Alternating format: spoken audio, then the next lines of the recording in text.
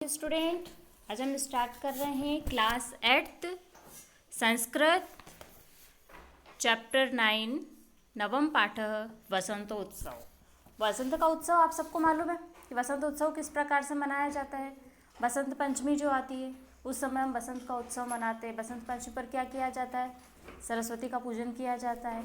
ठीक है, सरस्वती का माता का जन्मदिन मनाया जाता है। उससे सारी प्रकृति बिल्कुल मनोहारी रूप से खिल जाती है। तो अब स्टार्ट करें इस चैप्टर को। माघ मासस्य शुक्ल पक्षस्य पंचमया तिथो ऋतुराज वसंतस्य आगमन सूचना भवति।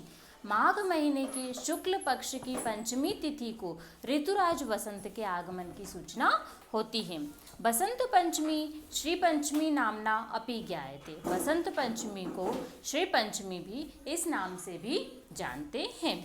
अस्मिन् समये प्रकृते सौंदर्य चरमोत्कर्ष प्राप्नोति। इस समय प्रकृति का जो सौंदर्य होता है वो अपने चरम उत्कर्ष पर होता है, अर्थात बहुत ही ज़्यादा खिला होता है। चारों तरफ फूल खिल जाते हैं, पौधे लहलहाने लगते हैं।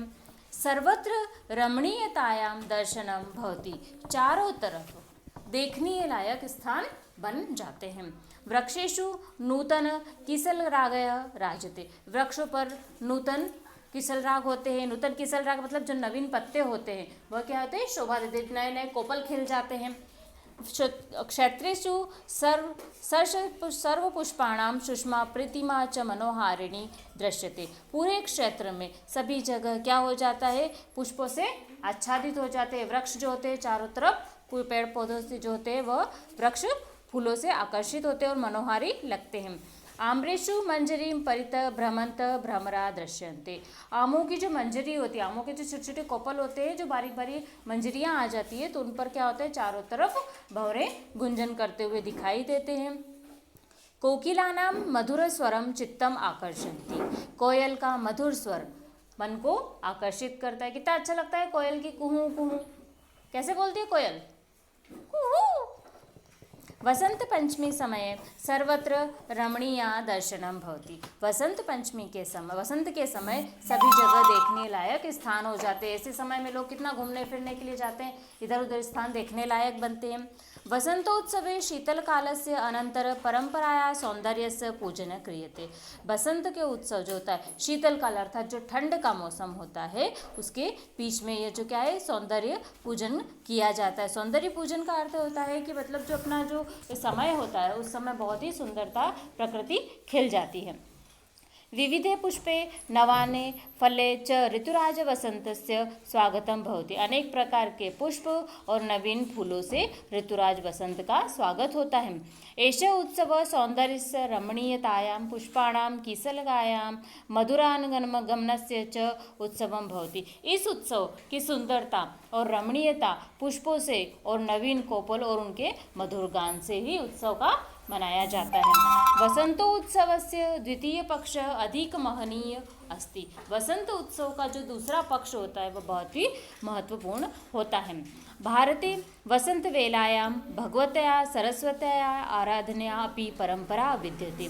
भारत का में जो बसंत बेला होती है उस समय भगवती सरस्वती अर्थात माता सरस्वती की आराधना की परंपरा है।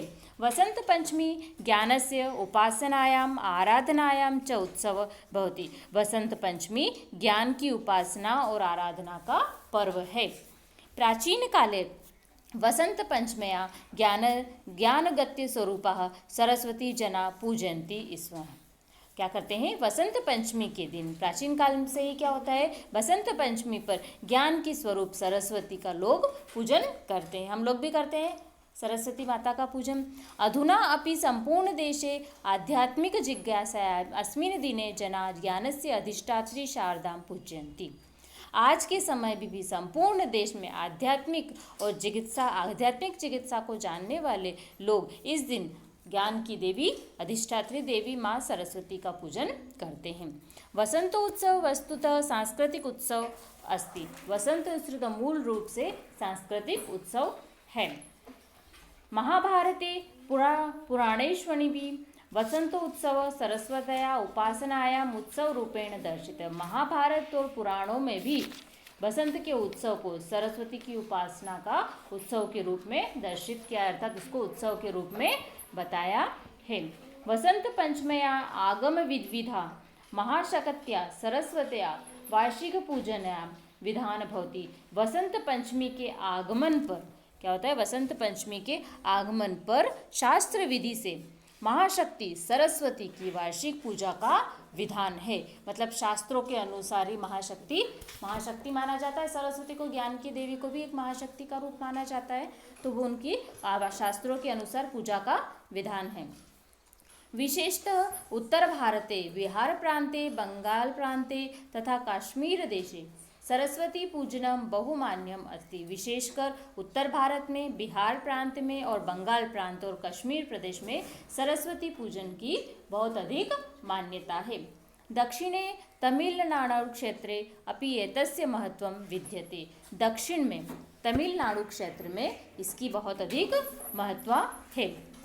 अत्र आबाल वृद्ध परिजनाः प्रकाशितां हस्तलिखितां च ग्रन्थान् एकस्या पीठिकायां संस्थाप्य विविधे उपचारे शारदाम अर्चयन्ति। यहाँ पर लोग बच्चों से लेकर बूढ़ों तक और सभी परिजन लोग हाथ से लिखी हुई ग्रंथों और पुस्तकों को पीठी कहते हैं उसको, एक पाठे पर रख कर उसको क्या करते हैं, उसका विधिवत स्थापित करके उसको माँ शारदा की पूजा करते हैं। एतेन सममेव वाद्ययंत्राणां वीणादिना पूजनमपि भवति। इस समय में वाद्य यंत्र अर्थात वीणा जो होती है उनकी भी पूजा की जाती है। कुत्रचितं दक्षिण भारते शिल्पिनः स्वयंत्राणाम् अपि अस्मिन् दिने पूजनम भवति। कहीं कहीं पर दक्षिण भारत में शिल्पी लोग भी अपने यंत्रों की पूजा करते हैं इस दिन। नेक्स्ट पेज पे आ जाओ हम। सरस्वती पूजनस्य वेदाध्ययन सत्रम श्रावणी पूर्णिमात् आरभ्य वसंत पंचमी यावत भवति।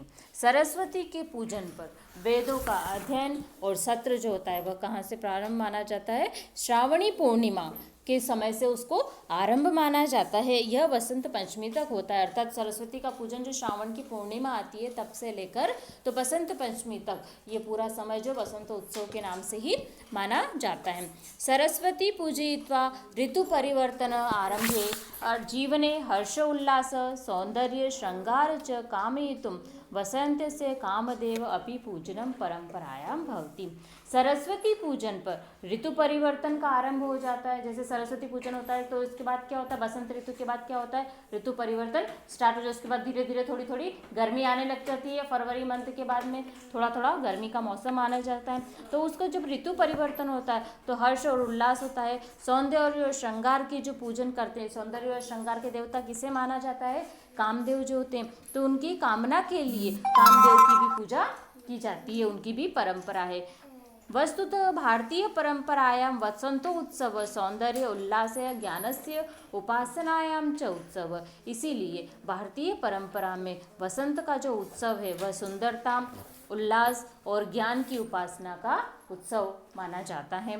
एषः भारतीयानाम् उत्सव प्रियतायां शास्त्रीय सामाजिक तथा वैज्ञानिक चिंतनम अपि घोयते।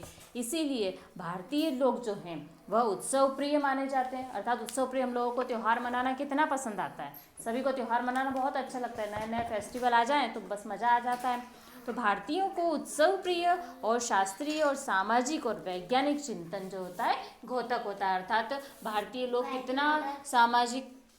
कितने प्रकार से सामाजिक और सांस्कृतिक उत्सव को मनाते हैं, यही उनका प्रतीक माना जाता है। तो ये आपका चैप्टर था, चैप्टर 9 वसंतोत्सव। Okay students, bye.